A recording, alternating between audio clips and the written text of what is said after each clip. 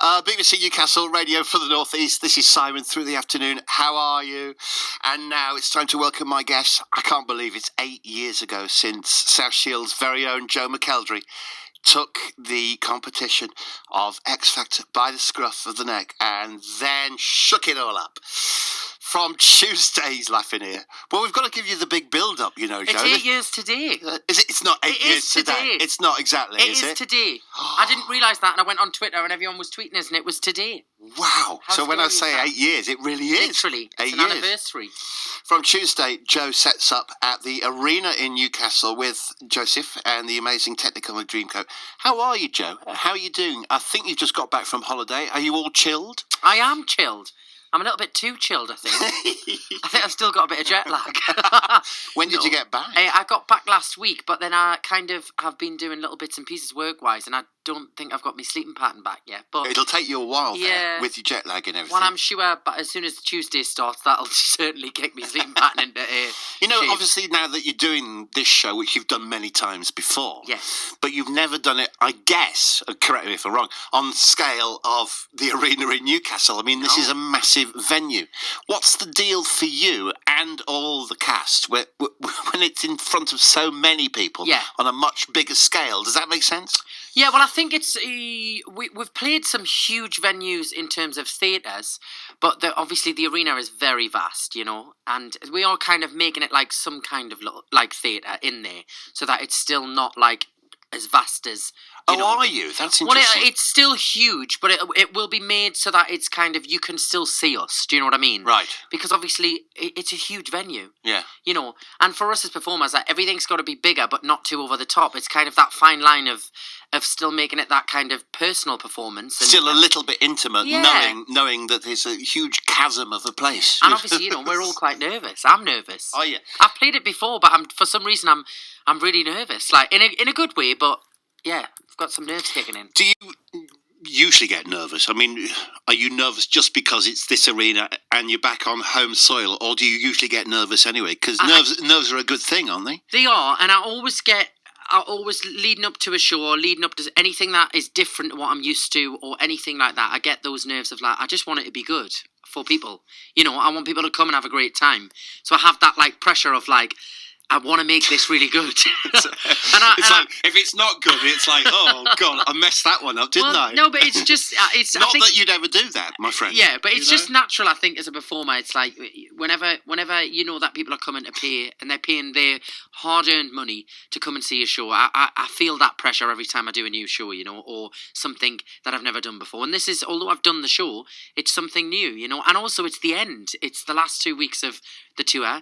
It finishes on New Year's Eve, and that's it. You know, it's quite sad as well. Would you be glad to see the back of it? Do you know what it is? I won't not close every door and everything again. No, we'll have to sing them again for a while now. Well, I thought I would be, but I really won't. You know, I thought because of the amount. I believe you as well. No, I do believe you because of how much I've done it. You know, and the schedule is really hard. But I love that show so much. It's an amazing show. And it's given me so much that I never thought it would give us, if that makes sense. I kind of took it on as a project and thought, this will be great fun for 6 months. And it became something a lot bigger and lots of things came off from it. And it's been a really kind of special moment over the past 2 years. So I think I'll be very emotional on New Year's Eve, which is not like me. Yeah. So, no, not at all, everybody. Not at all.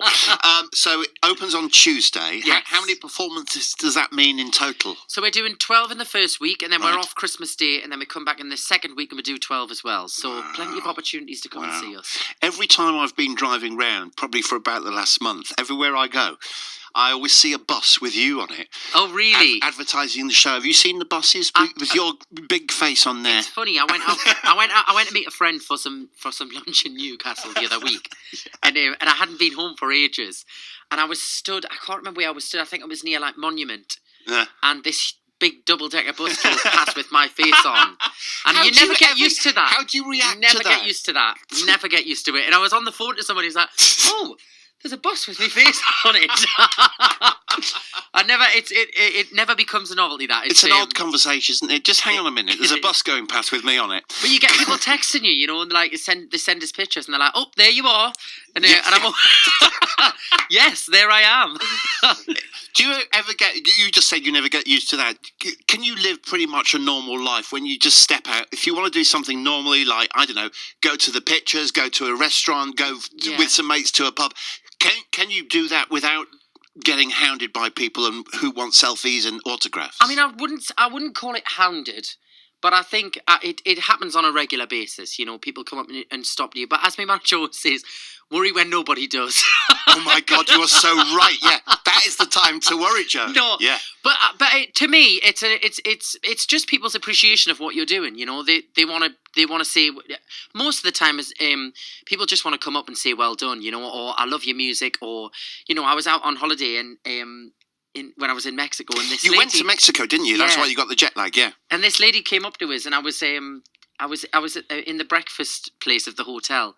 And this lady came up to us and she got really emotional and she started crying in the middle of the breakfast room. Was she Mexican? And no, she was from down south somewhere, and she said, I play your album every Sunday when I'm cooking. And I just thought, you know, like I'm so far away from home, and it was one of those moments I was like, wow, like that's, you forget, you know, like you probably thought I can go away to Mexico and no one will come to me for the entire week. I was with my friend when it happened, and we thought it was like the sweetest thing, and that is nice. And I thought, you know, like those kind of moments when people come up and they say well done or whatever, it's part of my job, you know, and I get so much from the public in terms of support and things that my only way of kind of thanking them is to give me time in that way and not be horrible, because I've heard stories of people when they go up to people and they're so rude and nasty, and I know. And I think I've told you a few of those stories. Probably, yeah, and I've probably told you a few. Yes, but I would never want to be one of those people. No, I'm very appreciative. Never do that.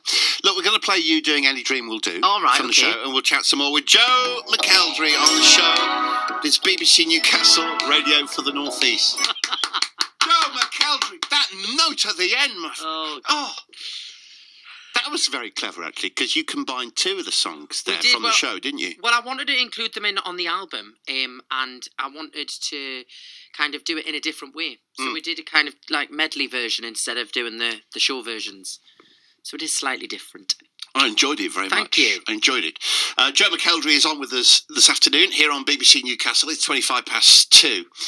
So now you're getting ready for this. Yes. Does that mean that you've got a bit of a break before you start in Joseph, or are you straight into rehearsals? Do you have to rehearse it when you've done it so many times? Well, it's all the same cast who've been doing the tour, and we only finished the tour like less than 2 weeks ago. So we've got rehearsals over the weekend and tech days, and obviously to adjust to the different size of venue and stuff, starting on Sunday, I think it is. And then first show's Tuesday night. Wow. It's going to be fun. I can't wait. And, like, you know, that venue, I went to college over the road from that venue, you know, and I went to go and see all my favourite artists perform there. And I've been lucky enough to play it in the past. But I think to come back with a show like this and do it for 2 weeks is very special. And there seems to be a genuine kind of, you know, sometimes you can manufacture these things, but a genuine buzz around the fact that you're here and it's Christmas and you're doing Joseph. Everything has just like come together, hasn't it, Joe? Do you know what I mean? So. I hope people enjoy it. You know, it's kind of a different show, you know, to see at Christmas. I normally do panto as well at Christmas. And I'm normally always away from home. So to be at home as well, and I get to see all my friends and family and loads of people, you know, that I went to school with and college with are coming to see it, and it'll be fab. It'll be really good fun. When you're performing, how much can you see when you're standing on the stage? Can you ever pinpoint a face in the audience and think, "Oh my God, that's that lad I went to school with"? Certain points in the show, depending on the lighting, because I normally have a huge spotlight shining in my eyes. Of course you do. And then you've got one now, didn't you know? Well, that's why the lighting's so good. But no, I normally have a spotlight, and they're so bright. They are so bright. And you can normally only see the first 2 rows. But at certain points of the show, I don't have it, and I can't see. But it's hard. It's hard because, like, I'm really nosy, you know, and I'm always looking around, and I get very easily distracted. So when I do Joseph and I'm playing a character, I have to be really strict and be like, no, you're in the character, you're in the mode, and because it's so easy it's so easy. In my shows, I engage with the audience all the time. I chat with them. If something happens, I talk to audience members, and I have to really concentrate not to do that in that show, because it would just spoil the whole show. I remember last time you came in and we spoke about the fact that obviously, you're shirtless for a lot of the show, aren't you? Which we've spoken about before.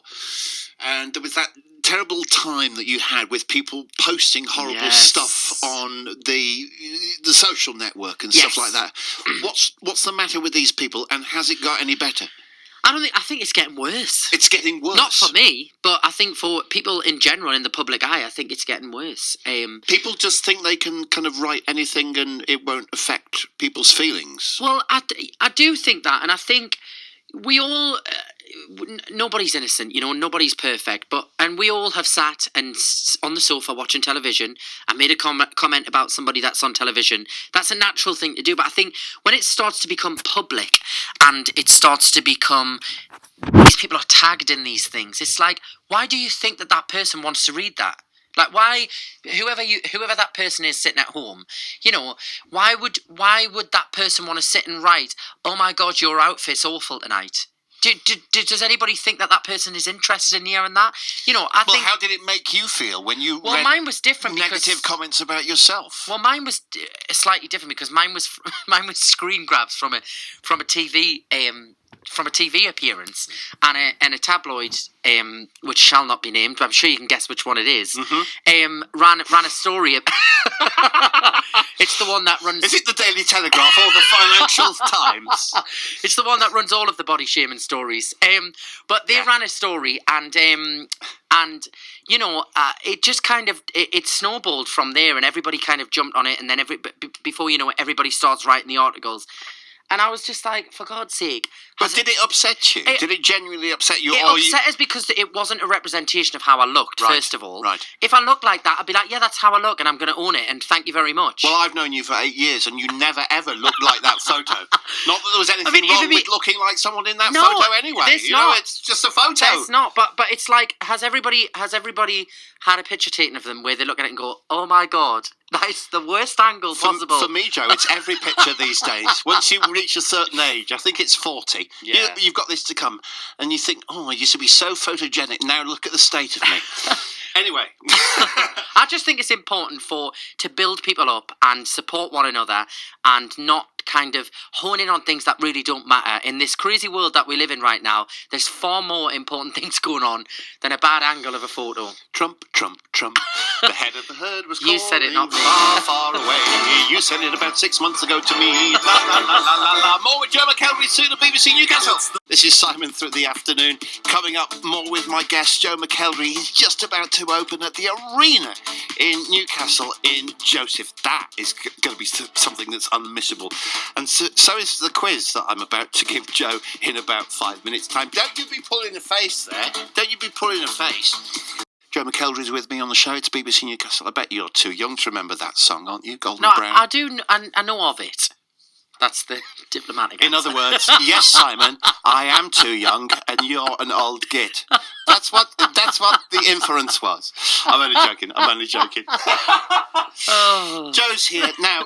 Just before we let you go, yes, we like to do this, and we only do it to people that we like. All right. On the show, we give them a quiz, and it's a quiz about themselves. So we have 5 questions for you. The Joe McElderry quiz will be answered by Joe McElderry. Are you up for it, Joe McElderry? I am. Yay! That's the first question correct. No, here we go. 5 questions, right? All multiple choice, by the way. All right. So the answer is there. It's a bit like the chase, except it's not. I'm normally the chase. Terrible at these things, but let's do it. Question 1. According to the website networth.com, in US dollars, how much are you currently worth? Oh, I've read this not long ago. Somebody sent this. Is it A, a nickel and a dime? Yeah. B, $120,000? C, $5.5 million? Or D, a bag of bullets and a lame mule? I think it might be 5.5 million. The answer actually is 5.5 million! Are you really worth 5.5 million? Well, that's for me to know and you to find out. The net worth is estimated to be around 5.5 million US dollars as of 2017. The magazine has taken the factors like profit participation, endorsement, upfront pay, advertising work and residuals. I have no idea what that means. Neither do I. Good. I'd be worried if you did. Question 2. Which of the following is not an anagram of Joe McElderry? A. Cream Joyler, B. Yodel McTree, or C. Clod Jeremy, or D. Yodel McTree? I'm going to see it. I can't remember the first one, but I'm going to say the first one. Cream Joyler? Yeah. You're going for Cream Joyler, and the answer was Yodel McTree. Oh, I was thinking because of the Macs in there. Question 3. On the 3rd of December, what image did you tweet? Now, don't be getting your phone out there and checking it. This Yes, year? Yes. 3rd of December. So was that last week? Yes. Yeah? It was. Was it last week? Here's the choices. Here's the choices. An image of Simon Cowell in a festive posing pouch with the words "Pull my cracker" written underneath. Never. B. Mariah Carey singing a Christmas song to a little puppy. Or C. You swanning about in a hammock in the sun showing off that you're on your holidays. C. Is the right Yeah. answer? 2 out of 3. It's going rather well, Yes. I feel, don't you? I am. I'm excited. He says, never invite me back again. They always give you a quiz every time you can. Question 4. Which of these people, Joe McElderry, have never appeared as Joseph in the musical Joseph? Which have never appeared. Right, Joe? All right. A. Donny Osmond. B. Darren Day. C. Gordon Kay. Or D. Philip Schofield. Yeah, Gordon Kay. Gordon Kay is the right answer. Although I would have paid good money to see that. Hello. Which of these colours, this is your final question for 4 out of 5. Which of these colours does not feature in the Technicolor Dreamcoat? Red, yellow, green, brown, taupe, blue, puce, peach, fawn, gold, or chocolate? Hang on a minute. Which ones do and which ones don't? I'm confused. Which of these colours does not feature? Taupe. That's one of them, and there's one more. Can you read them again? Yes. Red, yellow, green, brown. Taupe, you said, and got it right. Blue, puce, peach. Puce doesn't exist. Puce. Does puce exist? What colour is that? What even is that colour? Apparently it's pronounced puce, not puce. Were you talking? And it's the right answer. What colour is it? What colour is it, Steve, please? It's sort of a sickly coloured. It sounds like a pale colour. Sounds sickly. It does sound sickly. Puce. Hello, puce. 4 out of 5, Joe. Yes. Which means we'll give you some time to tell us why we shouldn't miss you at the arena in Joseph. Go. Come along. It's great family fun. The show's great. Everybody loves the music. You can come along, sing along, dance along. The cast are incredible. And yeah, it's the final 2 weeks of the tour. So it's going to be emotional. Could be the last time I ever play it. Who knows? You'll close every door. I know, on that one then, won't you? So, but it's great fun, and I've had such an amazing 2 years doing it. So, anybody that does come over Christmas, I'm sure you'll have a great time. It's such a special thing. There's a great buzz about it. Thank you very much for coming in. It's always a pleasure to see Joe McElderry on the show. Look out for him, and Joe is Joseph. You can't forget that. Catch it soon before it finishes. Cheers, Joe. Have a lovely Christmas. Lots of love to you. Merry Christmas. This is Steps.